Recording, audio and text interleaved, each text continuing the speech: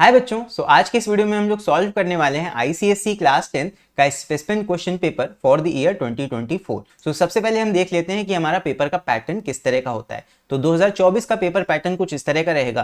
तुम्हारा complete paper 80 marks का होगा एंड टाइम ड्यूरेशन होगा 2.5 आवर्स का, हर साल के जैसे ही है। और यहाँ पे तुम्हारा पेपर दो सेक्शंस में डिवाइड होने वाला है, सेक्शन ए और सेक्शन बी। सेक्शन ए में तुम्हारे एमसीक्यू क्वेश्चंस होंगे 15 मार्क्स के, एंड फिर क्वेश्चन 2 यहाँ पे कंपलसरी है, क्वेश्चन 3 भी कंपलसरी है।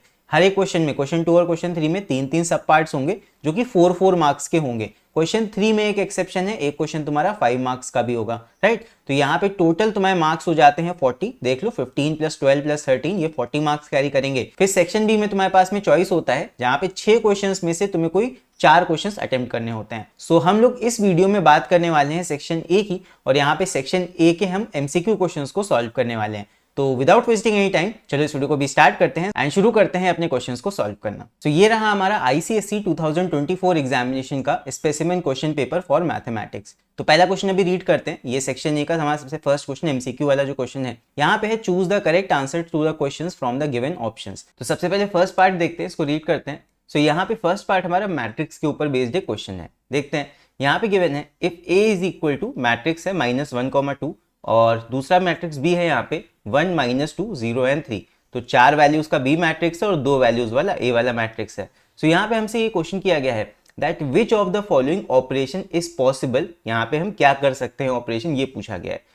एक चीज तो देखो, देख के क्लियर है दैट ए वाली मैट्रिक्स का ऑर्डर और बी वाली मैट्रिक्स का ऑर्डर दोनों अलग अलग है। यहाँ पे ए वाली मैट्रिक्स में देखो, एक रो है, सिर्फ एक सिंगल लाइन है रो की, और 2 कॉलम्स हैं। यहाँ पे 2 कॉलम्स इस तरह प्रेजेंट हैं।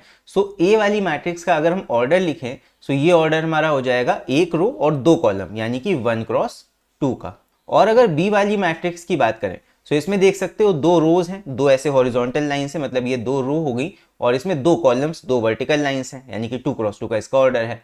यहाँ पे ऑर्डर की अगर हम बात करें, ए का ऑर्डर हमारा हो गया 1 × 2 का, ये मैं इसलिए लिख रहा हूँ बिकॉज अभी हमें एक चीज अभी चेक करनी है। और बी वाली मैट्रिक्स का ऑर्डर हो गया 2 × 2 का। अब यहाँ पे हमें ये बताना है क्या हम इसमें एडिशन या सब्ट्रैक्शन कर सकते हैं। तो जब भी 2 मैट्रिक्स का ऑर्डर अलग अलग होता है, तो ना तो हम वहां पे एडिशन कर सकते हैं और ना हम वहां पे सब्ट्रैक्शन कर सकते हैं। तो पहले 2 ऑप्शन तो ऐसे यहाँ से आउट हो गए। अब यहाँ पे हमें ये देखना है कि क्या हम मैट्रिक्स ए को मैट्रिक्स बी के साथ मल्टीप्लाई कर सकते हैं, और मल्टीप्लीकेशन अगर पॉसिबल है भी तो किस तरह से। क्या ए में बी मल्टीप्लाई कर सकते हैं या बी में ए को मल्टीप्लाई कर सकते हैं। बिकॉज मैट्रिक्स के केस में मल्टीप्लीकेशन कम्यूटेटिव नहीं होता है। यहाँ पे तुम ऑर्डर चेंज करोगे, तुम्हारा आंसर चेंज हो जाएगा। यहाँ पे देख लो, मल्टीप्लीकेशन का रूल ये होता है कि जो पहली वाली मैट्रिक्स का सेकंड ऑर्डर है, यानी कि पहली वाली मैट्रिक्स का नंबर ऑफ कॉलम्स है, ये बराबर होना चाहिए दूसरी वाली मैट्रिक्स के नंबर ऑफ रोज से, यानी कि पहले वाले ऑर्डर से, इससे। अगर ये दोनों ऑर्डर सेम होते हैं, मतलब पहली मैट्रिक्स का सेकंड ऑर्डर और दूसरी मैट्रिक्स का ये जो फर्स्ट ऑर्डर है, ये सेम अगर होता है तभी मल्टीप्लिकेशन पॉसिबल होता है। यहाँ पे देख सकते हो दोनों ही ऑर्डर सेम है, पहली वाली मैट्रिक्स का second order is equal to second वाली मैट्रिक्स का फर्स्ट ऑर्डर। यहाँ पे हम ए मल्टीप्लाई बाय भी कर सकते हैं, दैट मीन्स सी वाला ऑप्शन यहाँ करेक्ट हो जाएगा, ए मल्टीप्लिकेशन बी इज पॉसिबल। और बी मल्टीप्लिकेशन ए की अगर बात करें लास्ट वाले ऑप्शन की, इसको भी दिखा देता हूं मैं। यहाँ पे बी का ऑर्डर पहले लिख दो, बी को पहले लिख दिया, 2 × 2 की मैट्रिक्स है। मल्टीप्लाई बाय अगर ए से करना है तो ए का ऑर्डर तो 1 × 2 है। अब यहाँ पे वही क्राइटेरिया अगर चेक किया जाए कि पहली वाली मैट्रिक्स का सेकेंड ऑर्डर ये 2 है और दूसरी वाली मैट्रिक्स का फर्स्ट ऑर्डर ये 1 है, तो यहाँ पे ये दोनों इक्वल नहीं है, दैट मीन्स ये वाला मल्टीप्लिकेशन पॉसिबल नहीं है। तो B multiply by A possible नहीं होगा, लेकिन A multiply by B matrix ये चीज यहाँ पे पॉसिबल होगी। आई होप ये वाला क्वेश्चन तुम लोग को समझ में आया होगा अच्छे से। अगर मैट्रिक्स के कॉन्सेप्ट में थोड़ी सी भी प्रॉब्लम तुम्हें फेस होती है, तुम एक काम कर सकते हो, हमारी मैथ्स की प्लेलिस्ट में जाके मैट्रिक्स वाला वीडियो जाके चेकआउट कर सकते हो। एंड हमारी क्लास 10 मैथमेटिक्स के सारे लेसन्स का कंप्लीट प्लेलिस्ट का लिंक तुम्हें नीचे डिस्क्रिप्शन में मिल जाएगा, वहां से जाके उसको चेक कर लेना। उस प्लेलिस्ट के अंदर क्लास 10 मैथमेटिक्स के हर एक चैप्टर के सारे important concepts and topics present है। जाके प्लेलिस्ट को जरूर से चेकआउट करना। एंड इसके बाद अब हम लोग बढ़ते हैं अगले क्वेश्चन की तरफ। अगला हमारा पार्ट है पार्ट नंबर 2। यहाँ पे क्वेश्चन है if x² + kx + 6 is equal to x - 2 x - 3 for all values of x then the value of k। यहाँ पे हम k का वैल्यू कैसे निकालेंगे, इसके लिए जो इक्वेशन हमें दिया है बस इसी को हम सॉल्व कर देंगे। इक्वेशन इज x², इसको लिख लेते हैं, plus kx plus 6 is equal to, जो राइट साइड ये x - 2 x - 3 दो अलग अलग ब्रैकेट्स में दिया है, इसको हम मल्टीप्लाई कर लेंगे, ब्रैकेट्स को एक्सपैंड कर देंगे। तो पहले x को मल्टीप्लाई करेंगे आगे वाले ब्रैकेट से, कितना आएगा, ये हो जाएगा एक्स स्क्वायर माइनस 3x, फिर उसके बाद -2 को आगे पूरे ब्रैकेट से मल्टीप्लाई करेंगे, ये आ जाएगा -2x, और -2 इंटू -3 हो जाएगा प्लस का 6, तो मल्टीप्लाई करके ये आ गया। अब इसको और फर्दर सॉल्व कर लो, और फर्दर सॉल्व करने से पहले हमें एक चीज साफ साफ दिख रही है, ताकि यहाँ पे एक चीज कैंसिल हो जाएगी। देखो बोथ साइड, यहाँ एक्स स्क्वायर है, यहाँ एक्स स्क्वायर है, ये कैंसिल आउट हो सकता है। आगे सॉल्व करते हैं। अब ये हो जाएगा kx प्लस 6, और राइट साइड क्या हो जाएगा, -3x -2x ऐड हो जाएंगे, ये आ जाएगा हमारा माइनस का 5x प्लस 6। अब यहाँ पे अगेन +6 बोथ साइड है, तो +6 को +6 से हम बोथ साइड ऐसे कट कर सकते हैं। फिर इसके बाद ये क्या बचेगा, kx is equal to -5x। Now dividing by x both side, x cancel हो जाएगा बोथ साइड, सो x को x से काट दो, k का वैल्यू कितना आ जाएगा, k का वैल्यू सिंपल आ जाएगा हमारा -5। तो हमारा कौन सा ऑप्शन सही हो गया, the value of k is -5, ए वाला ऑप्शन करेक्ट हो जाएगा। और इसको टिक लगा के फिर हम अगले पार्ट की तरफ बढ़ जाएंगे। सो अगला हम देखते हैं पार्ट नंबर 3। ये क्वेश्चन है तुम्हारा, a retailer purchase an item for ₹1500 from a wholesaler, ये जीएसटी का क्वेश्चन है, and sells it to a customer at 10% profit. फिर है the sales are intra state and the rate of GST is 10%, the amount of GST paid by the customer. तो यहाँ पे हमें GST calculate करना है, तो देखते हैं कैसे होगा। जहां पे जो जो चीजें गिवन है उसको हम अंडरलाइन कर लेते हैं। A retailer purchased an item for ₹1500 from a wholesaler. So retailer ने यहाँ पे wholesaler से आइटम को परचेज किया है 1500 रुपीज में। तो यहाँ पे एक wholesaler है, wholesaler से बाय कर रहा है retailer, मैं सिर्फ यहाँ पे वर्ड्स लिख रहा हूँ, और फिर retailer से कौन बाय कर रहा है, कस्टमर। ये मैंने डायग्राम बना लिया है। ये वाला जो तरीका मैं यहाँ पे बता रहा हूँ, ये मैंने अपने जीएसटी वाले वीडियो में भी इसी तरह से सॉल्व करके बताया है। अगर तुम्हें जीएसटी के कॉन्सेप्ट में थोड़ा सा भी डाउट है तो मेरा जीएसटी वाला वीडियो जाके देख सकते हो। अगेन वही तुम्हारा क्लास 10 प्लेलिस्ट में जीएसटी वाला वीडियो भी तुम्हें मिल जाएगा, एंड उस प्लेलिस्ट का लिंक तुम्हें नीचे डिस्क्रिप्शन में मिल जाएगा, वहां से देख सकते हो। नहीं तो ऊपर यहाँ पे आई बटन पे राइट कॉर्नर पे देखना, आई बटन पे तुम्हें लिंक मिल जाएगा प्लेलिस्ट का, वहां से जाके भी तुम उसे ओपन कर सकते हो। ठीक है, तो यहाँ पे ये कुछ केस हो रहा है, होलसेलर बेच रहा है रिटेलर को, रिटेलर बेच रहा है आइटम कस्टमर को। सो यहाँ पे क्या हमसे बताया गया है, that retailer purchase an item for ₹1500 from the wholesaler. Retailer ने 1500 में आइटम को खरीदा है, यहां लिख देते हैं 1500, and then sells it to a customer at 10% profit. तो 10% प्रॉफिट, यानी कि इसमें कुछ अमाउंट ऐड करके तब ये कस्टमर को सेल करेगा। सो 1500 में 10% ऐड कर दो, 1500 प्लस 10% ऑफ 1500 कितना हो जाएगा, ये आ जाएगा हमारा 0 कैंसिल, ये आ जाएगा 150। सो 1500 प्लस 150 ये आ जाएगा 1650। सो इतने में ये कस्टमर को बेचेगा, ₹1650 में रिटेलर कस्टमर को ये आइटम सेल करेगा।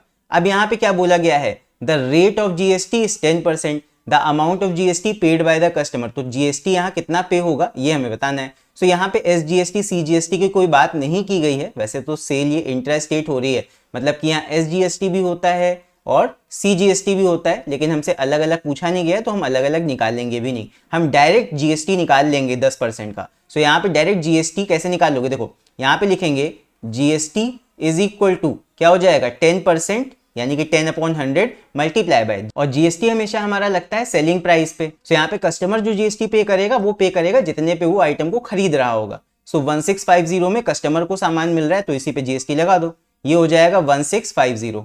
बस सॉल्व कर लेते हैं इसको, यहाँ पे एक 0 इधर से कैंसिल होगा, एक 0 इससे कैंसिल होगा, आ जाएगा 165। सो जीएसटी का कितना आ गया 165 रुपीज। तो बस यही हो जाएगा हमारा करेक्ट ऑप्शन, जीएसटी कस्टमर को इतना पे करना पड़ेगा रिटेलर को, बाकी और चीजें हमसे नहीं पूछी गई हैं, हम सिर्फ जीएसटी का वैल्यू बता देंगे यहाँ पे। सो आई होप ये क्वेश्चन समझ में आया होगा। अगेन जीएसटी में कोई भी दिक्कत हो तो मेरा जीएसटी वाला वीडियो जाके देख लेना, मैथ्स की प्लेलिस्ट में मिल जाएगा, और मैथ्स क्लास 10 की प्लेलिस्ट का लिंक नीचे डिस्क्रिप्शन में प्रेजेंट है। चलो बढ़ते हैं आगे पार्ट नंबर 4 की तरफ। अब इसके बाद पार्ट नंबर 4 है, if the roots of equation x² - 6x + k is equal to 0 are real and distinct. तो रियल एंड डिस्टिंक्ट रूट्स कब होते हैं, b² - 4ac जो अंडर रूट के अंदर का टर्म होता है, तो जब इसकी वैल्यू ग्रेटर देन 0 होती है तब हमारे रियल और डिस्टिंक्ट अलग अलग वैल्यूज निकल के आते हैं रूट्स में। Then the value of k is, तो यहाँ पे क्या करो, बस इसमें डिटर्मिनेंट का वैल्यू निकाल लो, क्या हो जाएगा, a यहाँ पे 1 है, x के साथ में कुछ नहीं लगा x² के साथ, तो a1 हो गया, b का वैल्यू -6, x के साथ में -6 है, और कांस्टेंट वाला टर्म k है, c is equal to k है। तो बस b² - 4ac का वैल्यू ही हमें निकालना है। कैसे निकालोगे, b² b का वैल्यू है -6, तो तो -6 का स्क्वायर करोगे 36 आ जाएगा, माइनस हट जाएगा स्क्वायर करने पे। फिर -4ac, तो 4 है मल्टीप्लाई बाय a का वैल्यू हमारा 1 है, मल्टीप्लाई बाय c का वैल्यू हमारा k है, that must be greater than 0, ये है। तो यहाँ पे हो जाएगा 36 माइनस ये हो जाएगा 4k must be greater than 0। तो हमसे पूछा क्या गया है actually, then the value of k is, तो हमें k की वैल्यू बतानी है। तो इस लीनियर इन इक्वेशन को, ये जो बन के आया है अभी हमारा यहाँ पे नीचे ये, तो इस लीनियर इन इक्वेशन को हम थोड़ा सा प्रॉपर तरीके से फॉर्म में बना लेंगे। बस यहाँ पे क्या करो, 4k को ले आओ राइट साइड और बस इसको सॉल्व कर लो। ये हो जाएगा तुम्हारा 36 ग्रेटर देन 4 की, जैसे इक्वेशन हम सॉल्व करते हैं सेम उसी तरह यहाँ पे ग्रेटर देन सिंबल के इधर ले आओ, ये हो जाएगा तुम्हारा प्लस का 4k, उधर माइनस में है इधर आके प्लस में हो जाएगा, यहाँ हो गया प्लस का 4k। इस तरह समझ सकते हो, या फिर ऐसे कह दो एडिंग 4k बोथ साइड्स, उधर का माइनस प्लस कट जाएगा और इधर साइड राइट साइड हमारा 4k ऐड हो जाएगा। जैसे भी तुम्हें समझ में आए, हम क्या कर रहे हैं -4k को राइट साइड सीधे सीधे लेके आ रहे हैं। जैसे इक्वेशन में सॉल्व करते हो वैसे इन इक्वेशन में सॉल्व कर लो, बस ये आ गया। अब क्या करना है, यहाँ पे 4 से डिवाइड कर देना है पूरे इक्वेशन को, ये आ जाएगा सॉल्व करके 36 तुम्हारा 4 से कट के 9 दे देगा, ग्रेटर देन इधर 4 कट जाएगा, ये आ जाएगा k।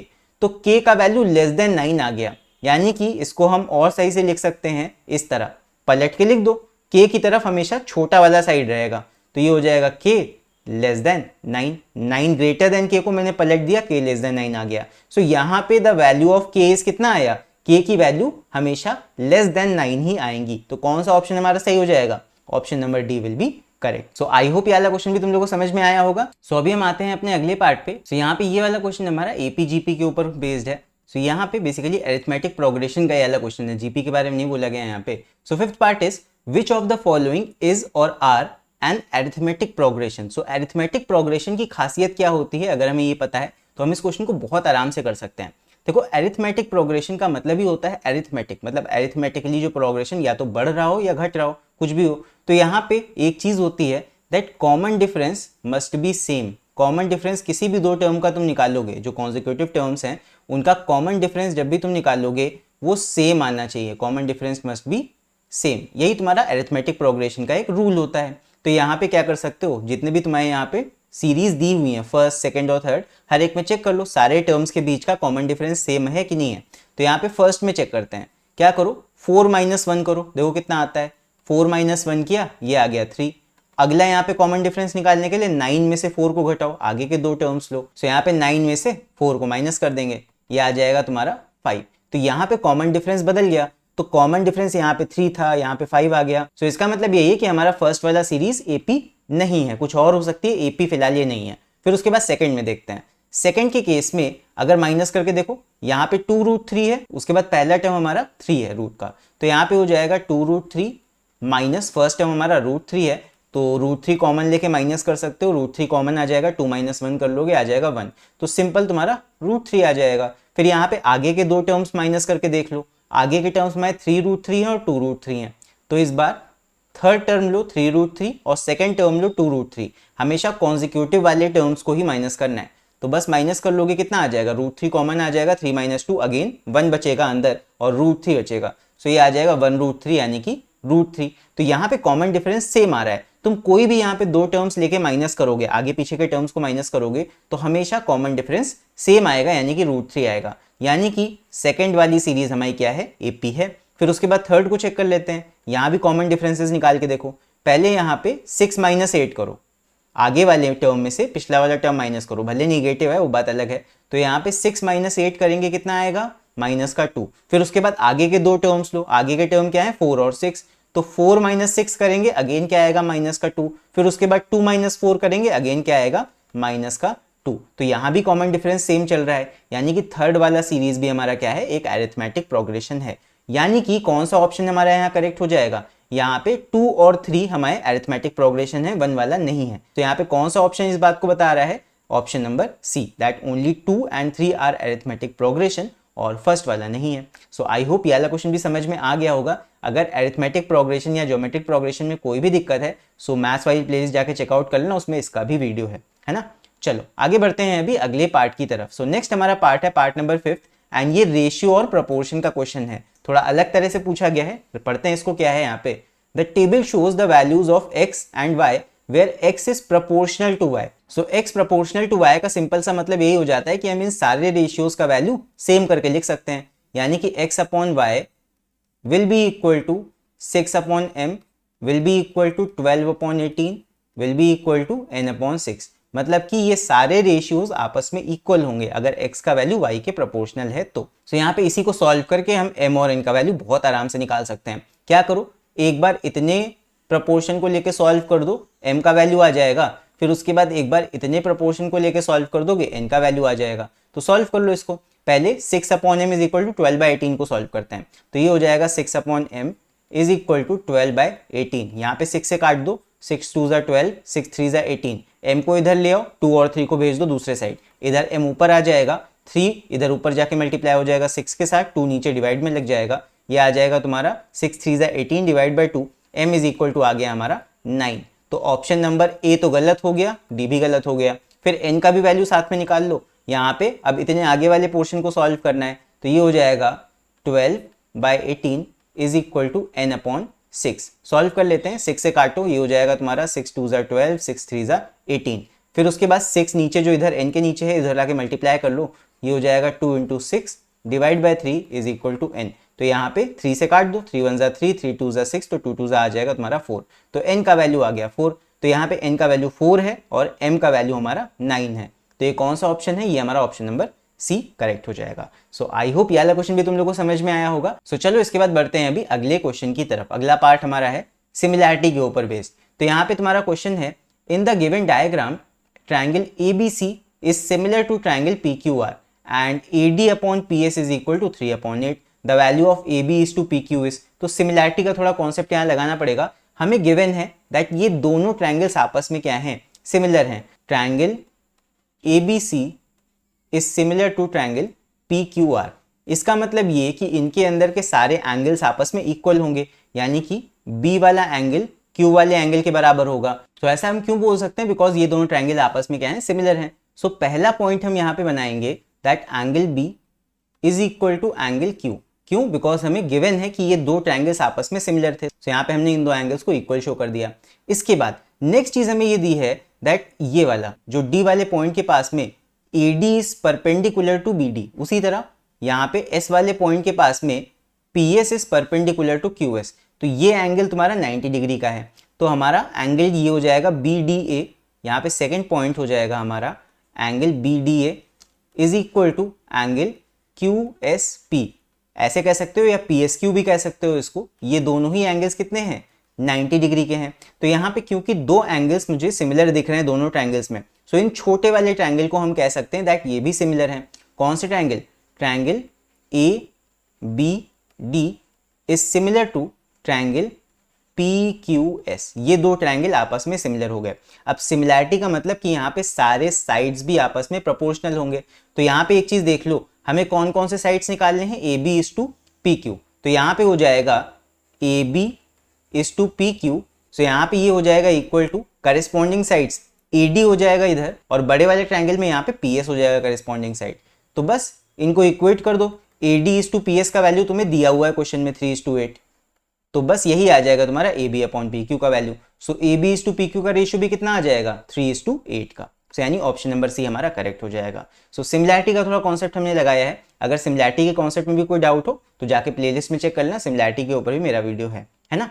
चलो इसके बाद बढ़ते हैं अभी आगे। अब देखते हैं अगला पार्ट। अगला पार्ट हमारा है पार्ट नंबर 8। सो ये हमारा क्वेश्चन कुछ मेंसुरेशन पे बेस्ड है, मतलब यहाँ पे सॉलिड फिगर्स की अगर हमें नॉलेज होगी तो हम इस क्वेश्चन को कर पाएंगे। देखते हैं यहाँ पे क्या बोला गया है। सो यहाँ पे दिया हुआ है, a right angle triangle shaped piece of hardboard is rotated completely about its hypotenuse as shown in the diagram. The solid so formed is always। तो यहाँ पे कैसा सॉलिड फॉर्म होगा ये हमसे पूछा गया है। सो एक बार सोच के देखो, इस तरह का ट्रायंगल शेप का तुम्हारा कार्डबोर्ड है, उसको जब तुम चारों तरफ ऐसे घुमाओगे तो एक 3D फिगर बन के तैयार होगा, मतलब 3D शेप बन के तैयार होगा। तुम सोच के देख सकते हो। तो यहाँ पे किस तरह का शेप होगा, अगर हम इसको चारों तरफ ऐसे चक्कर लगाए, मान लो ऐसा कार्डबोर्ड है, फिर हमने इस कार्डबोर्ड को इस तरह चारों तरफ घुमा दिया।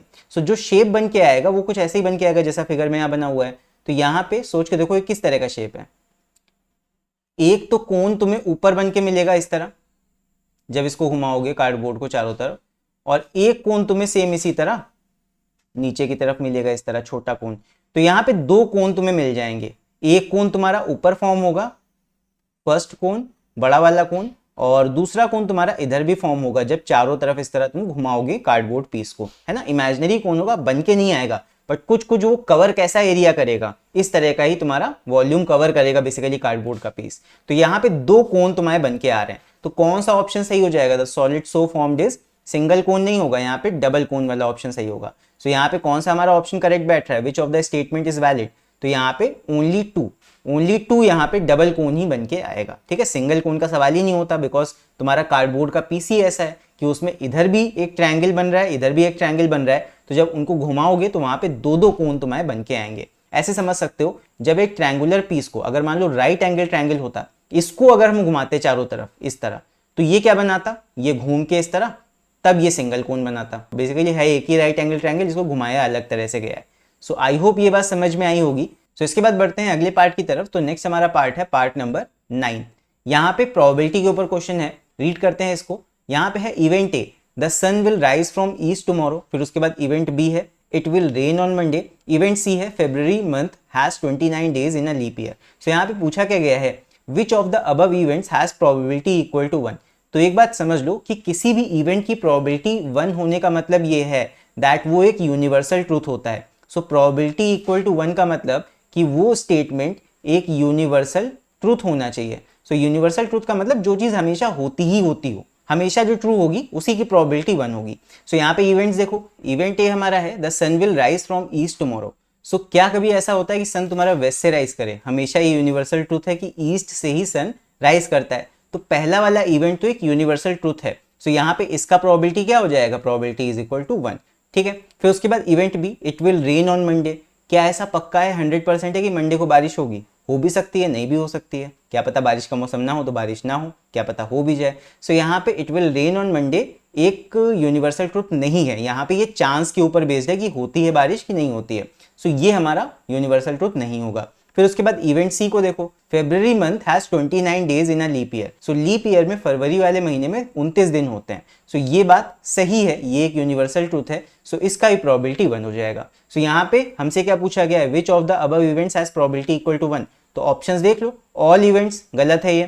फिर both events A and B, ये भी गलत है। Both events B and C, ये भी गलत है। Both events A and C, A वाला और सी वाला इवेंट यहाँ पे यूनिवर्सल ट्रूथ है, उन्हीं का प्रोबेबिलिटी सिर्फ इक्वल टू 1 होगा। सो ऑप्शन नंबर डी हमारा करेक्ट हो जाएगा। सो आई होप ये क्वेश्चन तुम लोगों को समझ में आया होगा। प्रोबेबिलिटी के ऊपर थोड़ा सा ये अलग तरह से क्वेश्चन पूछा गया है। इस बार देखो थोड़ा सा यहाँ पे चेंज यही किया गया है, इस बार थोड़ा सा सीबीएसई पैटर्न पे बेस्ड क्वेश्चंस रियल लाइफ से रिलेट करके यहाँ पे डाले जा रहे हैं। सो थोड़ा सा कह सकते हो आईसीएसई अपना पेपर का पैटर्न सीबीएसई के जैसा बनाने की कोशिश कर रहा है। तो अच्छी बात है, रियल लाइफ से रिलेटेड एग्जाम्पल्स जब आते हैं तो उससे हमें ज्यादा कुछ सीखने को मिलता है। तो यहाँ पे प्रोबेबिलिटी को देखो रियल लाइफ से जोड़ के एक एग्जाम्पल देके क्वेश्चन बना दिया गया। सो आई होप ये समझ में आया होगा। बाकी प्रोबेबिलिटी में अगर कोई भी दिक्कत हो तो मेरा प्रोबेबिलिटी के ऊपर भी एक वीडियो है, प्लेलिस्ट का पता तुम जानते हो, नीचे डिस्क्रिप्शन में दिया हुआ है, वहां से जाके उस प्लेलिस्ट को चेकआउट कर लो। क्लास 10 मैथ्स की पूरी प्लेलिस्ट है, उसमें हर एक चैप्टर के ऊपर जो मेन बातें हैं वो सारी, और प्लस काफी सारे क्वेश्चंस भी मैंने उस प्लेलिस्ट में सॉल्व कराए हैं हर एक चैप्टर से। सो जिस भी चैप्टर में तुम्हें दिक्कत होती हो मैथ्स में, तो वहां पे जाके चेकआउट कर सकते हो, नीचे डिस्क्रिप्शन में लिंक है, वहां से जाके देख लेना। चलो बढ़ते हैं आगे अभी अगले पार्ट की तरफ। सो नेक्स्ट हमारा पार्ट है part number 10। The 3 vertices of a scalene triangle are always equidistant from a fixed point. तो यहाँ पे एक स्केलियन ट्रायंगल है, मतलब एक ऐसा ट्रायंगल जिसके तीनों साइड्स ही अलग अलग लेंथ के हैं, मतलब ऐसा कुछ है। तो यहाँ पे बोला गया है the 3 vertices of scalene triangle are always equidistant from a fixed point. So यहाँ पे इस क्वेश्चन को सॉल्व करने के लिए इस टेबल को तुम लोग देख सकते हो दैट किसी भी ट्रायंगल के अंदर जो सेंटर्स होते हैं वो कौन कौन से होते हैं। एक होता है सरकम सेंटर, ये कैसे बनाया जाता है? परपेंडिकुलर बाइसेक्टर्स बना के, है ना। लेकिन इसका एक फैक्ट होता है that it is equidistant from the vertices of the triangle. तो वर्टिसेस से जो इक्विडिस्टेंट होगा हमारा पॉइंट ट्रायंगल के अंदर, उसको बोला जाता है सरकम सेंटर। ये सरकम सेंटर के लिए याद रखना। फिर उसके बाद एक आता है इन सेंटर। इन सेंटर क्या होता है? It is equidistant from the sides of the triangle. तो साइड्स के इक्विडिस्टेंट अगर कहा गया है तो इन सेंटर हो जाएगा। अगर वर्टिसेस से इक्विडिस्टेंट पे कोई पॉइंट अंदर बन रहा है ट्रायंगल के, तो वो हो जाता है हमारा सरकम सेंटर। सो यहाँ पे इसके अकॉर्डिंग अगर हम देखें तो हमारा आंसर क्या हो जाएगा? Question is the 3 vertices of scalene triangle are always equidistant from a fixed point. तो यहाँ पे वर्टिसेस तुम्हारा वर्टिसेस का इक्विडिस्टेंट कहा गया है। सो वर्टिसेस का इक्विडिस्टेंट पॉइंट क्या हो जाएगा? ये हो जाता है हमारा सरकम सेंटर ऑफ द ट्राइंगल। ये मैंने तुम लोग को अभी दिखा दिया है। सो आई होप इतनी चीज समझ में आई होगी। चलो ये बढ़ते हैं अगले पार्ट की तरफ। तो नेक्स्ट हमारा पार्ट है पार्ट नंबर 9। इसको देखते हैं। यहाँ पे है in a circle with radius r the shortest distance between two parallel tangents is equal to. मान लो ये हमारा सर्किल है, एग्जैक्ट राउंड नहीं बन पाए तो कोई बात नहीं, ये हमारा सर्किल है। यहाँ पे हमें दो टैंजेंट्स बनानी है जो कि पैरेलल हो। तो टैंजेंट हमेशा सिर्फ एक पॉइंट पे टच करती हुई निकल के जाती है बाहर से। सो यहाँ पे एक टैंजेंट हम बना देते हैं कुछ इस तरह, और इसके पैरेलल अगर दूसरा टैंजेंट बनाना है तो वो हमें कुछ ऐसे बनाना पड़ेगा इस तरह। ठीक है, तो यही हो सकता है टैंजेंट जो पैरेलल हो आपस में। सो ये एक टैंजेंट हो गई, ये दूसरी टैंजेंट हो गई T1 और T2, और यहाँ पे दोनों ही टैंजेंट्स आपस में पैरेलल हैं। तो यहाँ हमसे पूछा गया the shortest distance between these two parallel tangents. तो यहाँ शॉर्टेस्ट डिस्टेंस इनके बीच का कितना होगा? भाई टैंजेंट्स पैरेलल हैं तो हर जगह इनके बीच का डिस्टेंस भी बराबर ही होगा। और शॉर्टेस्ट डिस्टेंस तुम कह सकते हो यहाँ से यहाँ तक होता है r, फिर उसके बाद यहाँ से यहाँ तक ये डिस्टेंस भी r। तो r प्लस r कितना हो जाएगा टोटल डिस्टेंस? ये हो जाएगा r plus r is equal to 2r। तो minimum distance between two parallel tangents of a circle ये हो जाएगा तुम्हारा 2r। बी ऑप्शन यहाँ पे हमारा करेक्ट हो जाएगा। रेड से ही टिक लगाते हैं बिकॉज सारे क्वेश्चंस में हम रेड से टिक लगा रहे थे। सो यहाँ पे बी ऑप्शन हमारा करेक्ट हो जाएगा। इसके बाद आते हैं 12th पार्ट पे। यहाँ पे है an observer at point E which is at a certain distance from the lamp post AB। AB ये क्या है? Lamp post.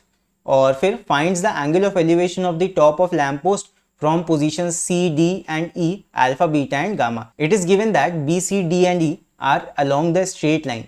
Which of the following conditions is satisfied? तो यहाँ पे ये कुछ केस है, फिगर तुम लोग को नहीं दिख रहा होगा, रुको। ये कुछ ऐसा केस है कि एक लैम्प पोस्ट है और एक ऑब्जर्वर ने पहले उसको C पॉइंट से देखा, फिर D पॉइंट से देखा और E पॉइंट से देखा, और उसको एंगल ऑफ एलिवेशन कैसा मिला? अल्फा, बीटा और गामा। सो यहाँ पे हमसे क्या पूछा गया है? कुछ कंडीशंस दी गई हैं, इसको रीड करते हैं। क्वेश्चन है which of the following condition is satisfied? tan alpha is greater than tan beta, tan beta is less than tan gamma is greater than tan alpha और tan alpha is less than tan beta। ये हमें एक एक करके समझना पड़ेगा। देखो यहाँ पे है tan alpha is greater than tan beta, alpha वाला एंगल बड़ा है बीटा से, सीधी सी बात है। तो अगर अल्फा वाला एंगल बड़ा है बीटा से, दिख रहा है यहाँ पे अल्फा वाला एंगल बड़ा है बीटा वाले एंगल के मुकाबले, सो यहाँ पे इनका टेंजेंट भी बड़ा होगा। सो ए वाला ऑप्शन हमारा करेक्ट है। फिर उसके बाद बी वाले ऑप्शन की बात करते हैं। यहाँ पे है tan beta is less than tan gamma. Beta वाला एंगल यहाँ पे थोड़ा सा बड़ा है तुम्हारा गामा के मुकाबले। देखो यहाँ पे एंगल्स का कुछ ऐसे है कि अल्फा सबसे बड़ा एंगल है, फिर उससे छोटा तुम्हारा बीटा वाला एंगल है, फिर उससे छोटा तुम्हारा गामा वाला एंगल है। तो इसके रिवर्स में अगर कोई चीज होगी तो वो गलत होगी। tan beta is less than tan gamma बोल रहा है, लेकिन बीटा तो बड़ा एंगल है, तो ये वाला ऑप्शन वैसे ही गलत हो गया। फिर उसके बाद बोला गया है tan gamma is greater than tan alpha. So gamma वाला एंगल तो सबसे छोटा है, तो ये भी ऑप्शन गलत हो गया। tan गामा तो सबसे छोटा होना चाहिए बिकॉज गामा सबसे छोटा एंगल है। फिर उसके बाद tan alpha is less than tan beta, alpha is the greatest angle, सबसे पहला एंगल है सबसे बड़ा, तो यहाँ पे अल्फा की वैल्यू सबसे बड़ी है, तो ये वाला ऑप्शन भी हमारा गलत हो जाएगा। सो कुल मिला के एक ही चीज यहाँ पे सही बैठ रही है, that alpha is greater than beta, यानी कि tan alpha is greater than tan beta. पहला ऑप्शन यहाँ पे सही हो जाएगा। सो इसको हम टिक लगा देंगे और अगले क्वेश्चन की तरफ बढ़ जाएंगे। सो नेक्स्ट इसके बाद हमारा पार्ट है पार्ट नंबर 13। तो ये तुम्हारा शेयर्स एंड डिविडेंड्स के ऊपर बेस्ड है, इसको रीड करते हैं। यहाँ पे है shares of a company A paying 12% 100 shares at ₹80। फिर उसके बाद सेकंड है shares of a company B paying 12% 100 shares at ₹100। फिर है shares of a company C paying 12% 100 shares at ₹120। So ये तीन केसेस हमें दिए गए हैं। यहाँ पे पूछा गया है shares of which company are at premium. So यहाँ पे किस कंपनी का शेयर तुम्हारा फायदे में चल रहा है। सो एक चीज समझो, यहाँ पे जो ये होता है this is the face value of the share, जो पहले तुम्हें दे रखी है ₹100 शेयर, तो ये तुम्हें फेस वैल्यू दे रखी है। फेस वैल्यू 100 की है, मतलब कि अगर 100 पे शेयर है तो ना तुम प्रॉफिट में हो ना नुकसान में हो। लेकिन अगर 100 रुपए से कम में कंपनी शेयर तुमको दे रही है तो इसका मतलब तुम्हारी कंपनी घाटे में चल रही है, तभी तो कम में तुमको शेयर दे रही है। सो यहाँ पे जिस वैल्यू पे तुम्हें शेयर मिल रहा है 80 रुपए में, वो फेस वैल्यू से कम है, तो इसका मतलब यहाँ पे कंपनी क्या है? लॉस में है। और ये जो फेस वैल्यू तुम्हारा सेकंड केस में 100 है, तुम्हें शेयर भी मिल रहा है कितने में? 100 में, तो यहाँ पे ना तो लॉस है ना तो प्रॉफिट है, बिकॉज सेम प्राइस पे तुम्हें FV पे ही तुम्हें शेयर मिल रहा है। यहाँ पे ना तो लॉस हो रहा है और ना तो प्रॉफिट हो रहा है। नहीं दिख रहा होगा, अब दिखेगा। सो यहाँ पे तुम्हारा सेकंड केस में ना तो कंपनी का शेयर लॉस में है ना तो प्रॉफिट में है। थर्ड केस देखो, यहाँ पे shares of company C paying 12%, वो तो बात की बात, ₹100 शेयर, 100 रुपए तुम्हारा FV है, फेस वैल्यू है, और ये तुम्हें मिल रहा है 120 रुपए में। यानी कि तुम्हें एक्स्ट्रा पैसे देने पड़ रहे हैं शेयर के। 20 रुपए का प्रॉफिट यहाँ पे कंपनी कमा रही है, तो इसका मतलब प्रीमियम शेयर कौन सा हो जाएगा, यही वाला हो जाएगा, बिकॉज फेस वैल्यू से ज्यादा वैल्यू पे तुम्हें शेयर बेचा जा रहा है। सो यहाँ पे हमसे क्वेश्चन यही पूछा गया है, shares of which company are at premium. So यहाँ पे हो जाएगा हमारा ऑप्शन नंबर सी वाले कंपनी के जो शेयर्स हैं वो प्रीमियम पे यानी प्रॉफिट पे बेच रही है कंपनी। आई होप समझ में आ गया होगा ये। अब इसके बाद आते हैं आगे। अगर इसका भी कॉन्सेप्ट ना क्लियर हो तो मेरा शेयर्स एंड डिविडेंड्स वाला वीडियो जाके देख लो, वो भी तुम्हें मैथ्स की प्लेलिस्ट में ही मिल जाएगा। उसमें मैंने सारा कॉन्सेप्ट अच्छे से एक्सप्लेन किया हुआ है, ये जितनी भी चीजें हैं ये सारी वहां पे तुम्हें मिल जाएंगी। चलो बढ़ते हैं अभी अगले पार्ट की तरफ। अगला हमारा पार्ट है पार्ट नंबर 14। यहाँ पे है which of the following equation represents a line passing through origin. So origin का मतलब क्या होता है, 0,0। यहां से तुम्हारी पास होकर लाइन कब जाएगी, जब x की वैल्यू 0 रखने पे y भी तुम्हारा 0 आ जाए। सो यहाँ पे ना तो इक्वेशन C ओरिजिन से जाएगा, ना तो इक्वेशन D तुम्हारा ओरिजिन से होके जाएगा, बिकॉज यहाँ पे x और y दोनों टर्म तो प्रेजेंट ही नहीं है। तो x तुम चाहे कुछ भी रखो, y कभी भी 0 नहीं होगा इन केस में। फिर उसके बाद B वाला देखते हैं। B वाले केस में अगर x को 0 रखें तो क्या y 0 होता है, रख के देख लो। यहाँ पे x को 0 रखो और y को चेक करो, यहाँ से आएगा ये हो जाएगा 2x is equal to 3y। यहाँ पे x को 0 अगर रख दिया जाए, x को 0 रख के देखो, ये हो जाएगा 2 into 0 is equal to 3y। क्या होगा, इधर 0 हो जाएगा इज इक्वल टू 3y, फिर 3 इधर लाके डिवाइड में कर दो, ये भी 0 हो जाएगा, सो y भी आ जाएगा इक्वल टू 0। सो यहाँ पे अगर हमने x को 0 रखा, if x is 0 then y भी हमारा क्या आ गया, 0। सो ये लाइन हमारा ओरिजिन से होके जाएगा। लेकिन ये चीज फर्स्ट वाली लाइन के लिए नहीं होगी। फर्स्ट वाले केस में रख के देखो, यहाँ पे +5 प्रेजेंट है, जिसकी वजह से तुम किसी भी एक टर्म को 0 रखोगे तो दूसरा वाला टर्म 0 नहीं आएगा। चाहे तो इसको करके देखना, एक टर्म को x को यहाँ 0 रख के देखना और y का निकालना। Putting x equal to 0, y का वैल्यू निकाल के चलो मैं ही बता देता हूँ। यहाँ पे अगर x को 0 रख दें, मान लो x की वैल्यू 0 हमने रखी, -2y + 5 is equal to 0, and इसको सॉल्व किया तो 3 0 आ जाएगा, एंड -2y को उधर भेज देते हैं दूसरे साइड, ये हो जाएगा +5, -2y को मैं राइट साइड भेज देता हूँ, ये हो जाएगा 2y प्लस का। ठीक है, तो यहाँ से y का वैल्यू कितना निकल के आएगा, ये आ जाएगा 5/2। तो ये 0 नहीं हुआ, यानी कि ये वाली लाइन भी हमारी ओरिजिन से होके नहीं जाएगी। ओरिजिन का मतलब यही, लाइन के इक्वेशन में x का वैल्यू 0 रखने पे y भी अगर 0 दे रहा है, तब मतलब तुम्हारी लाइन ओरिजिन यानी 0,0 से होके गुजरती है। तो ये तुम्हारा सेकंड वाली लाइन फुलफिल कर रही थी, तो सिर्फ बी हमारा ऑप्शन सही हो जाएगा। बी वाली लाइन ही 20 से ओरिजिन से होके गुजरेगी। आई होप इतनी बात समझ में आई होगी। अब इसके बाद आते हैं अपने 15th MCQ, जो कि लास्ट वाला MCQ है। रीड करते हैं इसको। यहाँ पे है for the given 25 variables x1 x2 x3, ये सारे वैल्यूज हैं, 25 तुम्हें वैल्यूज यहाँ दे रखे हैं। यहाँ पे असर्शन और रीजन वाला क्वेश्चन देखो आ गया। ये जो असर्शन और रीजन वाले क्वेश्चन होते हैं ना, ये तुम्हारे अर्लियर CBSE में ही पूछे जाते थे, लेकिन अब ICSE भी ये पैटर्न फॉलो कर रहा है और असर्शन और रीजन वाले क्वेश्चन देना स्टार्ट कर रहा है। सो पढ़ते हैं यहाँ पे क्या है। यहाँ पे असर्शन ए, पहला स्टेटमेंट कहा गया है to find median of the given data. यहाँ पे 25 वैल्यूज हैं, ये x की वैल्यूज जो हैं ये तुम्हें 25 डेटा वैल्यूज दे रखी हैं।